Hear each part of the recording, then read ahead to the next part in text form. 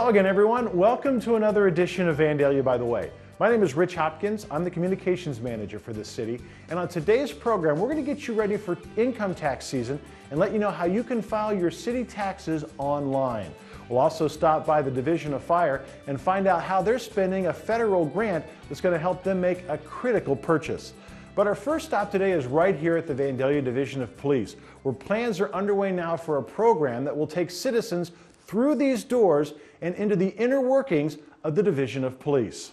The Vandalia Citizens Police Academy is looking for students for its upcoming session.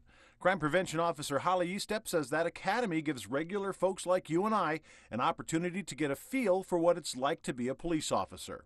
The whole reason why we do this is so citizens know what it's like to be a police officer and what we do, so they have a better understanding of why something may go on if there's an incident out in the community. The academy is broken into 10 three-hour sessions taking place on consecutive Thursdays. It begins on March the 24th. Each week, the academy gives its students insight into another aspect of police work. So it's going to include bringing a K-9 unit in from another jurisdiction. We're also going to have CPR certification that Kim Hanahan from the fire department is going to put on for free.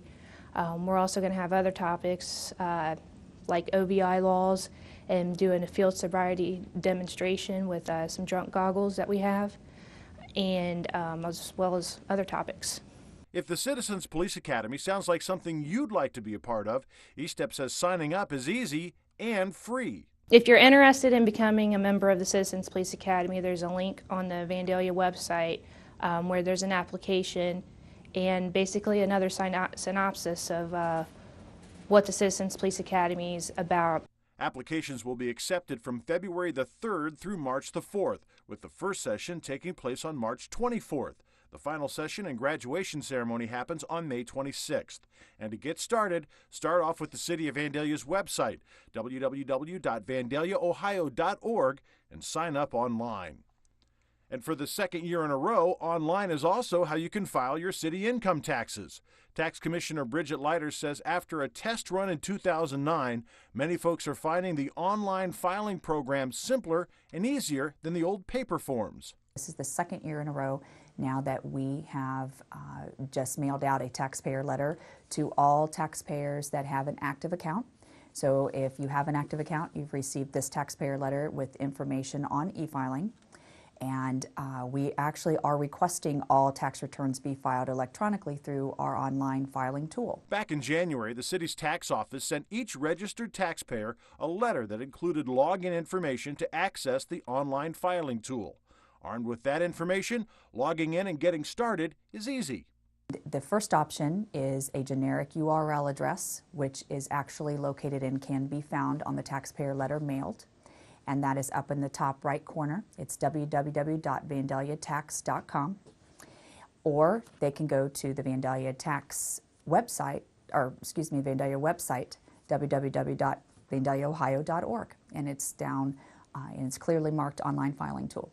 For some folks, no matter how easy the online tool is, they'd prefer to file the old-fashioned way. Leiter says that's never a problem and welcomes folks who would prefer to walk in and have her staff complete the form for them. If you are not able or do not have access to the internet, if you do not feel comfortable filing on our online filing tool, that is not a problem. We have someone here at all times that can help you and assist with your preparation of your tax return. If you're one of those that needs to pay to square your account, the tax office is offering several options to make that payment. You may pay by cash, personal check, money order, credit card, or electronic check. The deadline for filing your city taxes this year will be Monday, April 18th. In the days leading up to the deadline, the Vandalia Tax Department will offer extended hours to help folks. On Saturday, April 9th and Saturday, April 16th, the office will be open from 8 a.m. to 12 noon. On Wednesday the 13th and Thursday the 14th, the office will open at 7:30 a.m. and stay open until 6 at night. Then, on Friday the 15th and Monday the 18th, the Vandalia Tax Division will have office hours from 7:30 in the morning to 7 at night, all in an effort to serve you better. And serving you better is the idea behind an ambitious water main and road reconstruction project that will begin in the next few weeks. Public Service Manager Rob Cron says Singh Drive will undergo a complete transformation, literally from the bottom up. The Delstein Drive project is going to be replacing the water main that's currently in there. We've had a lot of issues with that and water main breaks through the years. So we're going to replacing the old cast iron main with a new ductile iron main for the length of the project. We'll try to do it with as minimal as interrupted service to people as we can. We'll make sure the new main is up and running before we do the switchover, so the time that people will be turned off will be minimal. Once the new water main is installed, we'll be doing a complete reconstruction of the street, new street base, new curbs, new drive approaches, catch basins, everything involved with that. Before the hard work begins, contractors have one hurdle left to clear. They have to patiently wait out Old Man Winter. Probably going to be starting as soon as spring gets here, as soon as the snow quits flying. The contractor is delayed starting, I guess, until he doesn't have to work around our snow and ice operations of our Public Works Department, so there's not excavated holes and that type of thing when we're out trying to plow snow. So as soon as the weather straightens around and there's no threat of that, he'll be moving in there and getting started. Cron says one of the key components in a project like this is communication. He says his department will work very hard to keep everyone affected by the project up to date so they know what to expect and when to expect it. Once the work begins on the water, we'll be notifying the people plenty ahead of time. They'll know if their water and when their water is going to be shut off and how long it'll be. Like I say, we're going to minimize that as much as possible. We've tried to design the project so the shutdowns will be very, very short in time. You can stay on top of this project by staying tuned to future broadcasts, and we'll let you know when things start and when they end. Another project we've kept you up to date on all along is the construction of the My Favorite Pet veterinary clinic on National Road. A recent ribbon cutting announced to the world that the clinic's new location is open for business. They were in a building that really didn't suit their needs. It was a multi-use building and had a very small office and had a bunch of apartments in the back. When they took that building over and they bought the business, they realized that they needed to do something different. With the building being in the downtown area, we have specific requirements that it be built close to the street, have certain architectural features, and they really took to that and designed a great building that's really a showpiece for downtown. Vandalia City Manager Rob Anderson says the building project had its share of ups and downs. When they were in the process of doing their construction, they had a little bit of adversity. The building, while it was being constructed, actually collapsed. We had a strong wind, the building collapsed. They managed to overcome that, get back on track and on schedule as far as I know, and did a really nice job of building that building. The building has one thing the old location did not have: space. Taking a tour through the office at the ribbon cutting, you can see the spacious lobby that gives pet owners a chance to spread out while they wait to get shown to an examination room. And those exam rooms are well appointed and very functional. Moving through, the building boasts plenty of space to board pets waiting for procedures, and the open-air holding room features plenty of natural lighting. And while the pet clinic project has wrapped up, a new project is just getting started. The Carter project's moving along very nicely. We're keep ticking off little pieces of the puzzle, if you will, as the phases go on. They've gotten approval from the Planning Commission for their building. They will get approval from City Council, hopefully in the early part of February, which will open the way then for them to apply for their building permit and hopefully begin construction sometime in March. So when the weather breaks, they'll be under construction. The logistics company will locate in Stone Quarry Crossings, very near the intersection of I-70 and I-75. Anderson says that location is perfect for their mission. They're a logistics and distribution company with their main client being Toyota. They distribute parts for Toyota all over the country. They're based in Indiana. This would be their first venture in Ohio and would be in Vandalia. And Anderson has some more good news to report. As the city found out this past month, it's been selected by the Dayton Business Journal as one of the best places to work in the Dayton region. Anderson says that designation means a lot.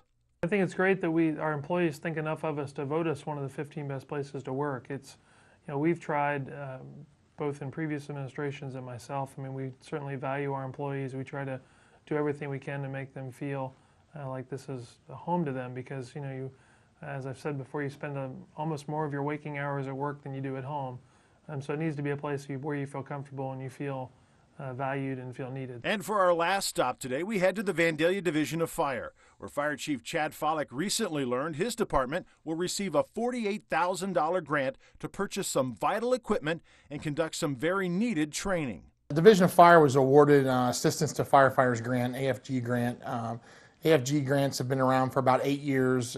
They materialized after 9/11 and as a way for fire departments that needed some help getting equipment or training or health and safety items for the fire departments to get those. You apply to FEMA and they have a process, a review process.